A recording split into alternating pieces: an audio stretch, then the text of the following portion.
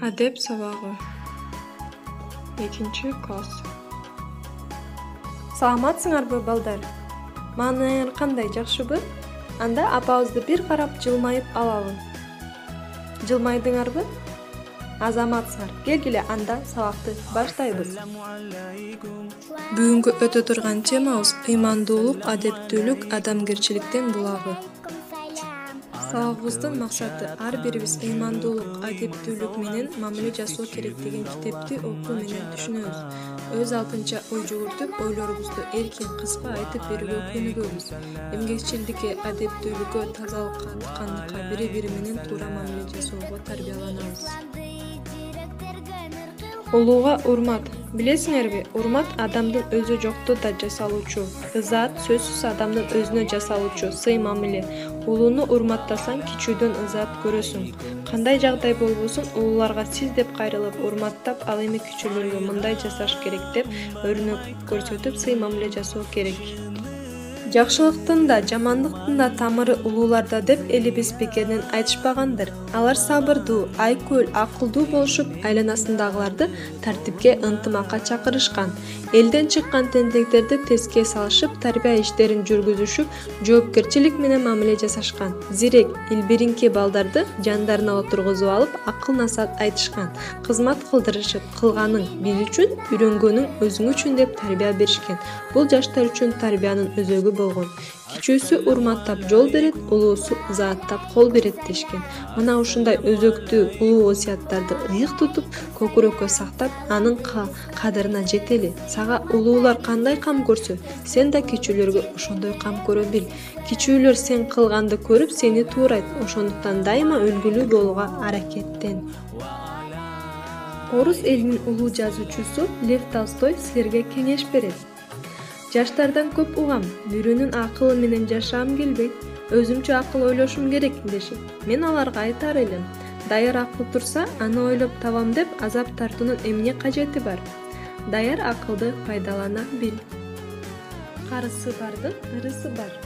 Кичүүлөр улуулардан урмат көрөт, улууларга кызмат кылган бакыт келет. Улууларды урматта акылыны, улуунун сөзүн уксаң дөөлөт келет. Деп балдар ким айтыпты? Туура, азаматсыңар. Жусуп баласагы, акын, ойчул насаатчы айтыптыр. Кичүүлөргө улуулук үлгү көрсөтүү. Келгиле балдар. Төмөндө текстти чогуу окуйбуз. Атанын сөзү акылдын көзү деген кептин маанисин чечмелей турган сүйлөмдү тексттен таап, ал кимге тандык экенлигин айтып бергиле.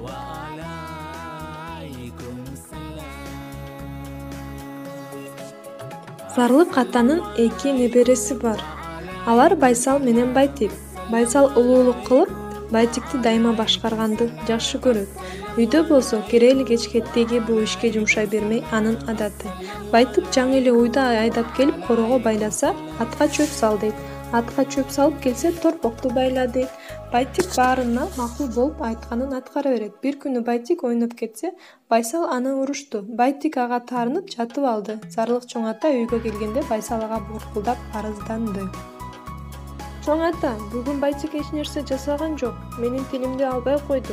Байтик сага эмне болду деп сурады чоң ата. Байтик унчуктады. Чоң ата Байсалдын адатын билет да, ага кайрылып, сен өзүң бирөө сөзүңдү уксун десе, катуу айтпай уга тургандай түшүндүрүп жүр деди. Келгиле эми балдар, суроолор боюнча аңгемелешебиз. Чоң ата эмнеге Байтикти урушкан жок? Байсалдын жоругу сага жактыбы? Чоң ата кандай адам экен? Силер бөбөктөрүңөргө кандай мамиле кыласыңар? Карылыкка кол кабышкылуу, адамгерчилик, жеңилин жерден оорун колдон алуу, карылыкка кол кабышкылуу деген кепти кандай түшүнөсүң? Келгиле балдар, төмөндөгү кептер менен сабагыбызды жыйынтыктайбыз. Эсиңерге тутуп алгыла. Карынын кебин капкаса, кичине төөнүн жүгү билинбейт. Кичинеге чоң сумба, кичинекей таш да килейген башты жарат. Улуунун өмүрү кичүүгө үлгү. Улуу адамга оозунуп салам айт. Үйгө тапшырма. Өзүңөрдүн жакшы жана жаман сапаттарыңарды мүнөздөп дептериңерге жазгыла. Кийинки сабакка чейин көрүшкөнчө сак саламатта калгыла.